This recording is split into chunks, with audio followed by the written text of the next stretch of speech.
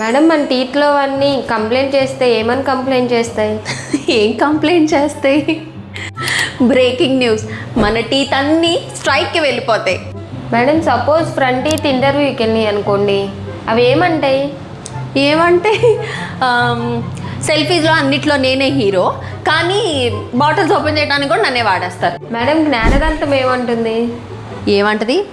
Get out అని teachers ఎప్పుడు last బెంచర్స్ని అంటూ ఉంటారు కదా, అలాగే పాపం ఇది కూడా ఎప్పుడు ఎక్స్ట్రాక్ట్ అయిపోతూ ఉంటుంది. మిస్టర్ మోలార్ గారు, మీ లైఫ్ ఎలా ఉంది? ఎలా ఉంటుంది పాపం, బ్రేక్ఫాస్ట్ నుంచి mid night craving biryani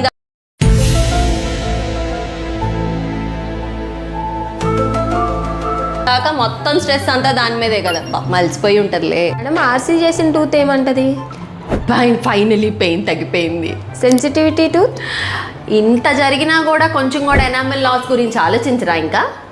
tooth brush? బరబర మార్నింగ్ 20 seconds నన్ను బ్రష్ చేస్తారు, ఆ తర్వాత డెంటిస్ట్ దగ్గరికి వెళ్తేనేమో టీత్ క్లీన్గా లేవని అంటారు. ఇంకేమనుకుంటుంది పాపం. గమ్స్ ఏమంటాయి మేడం?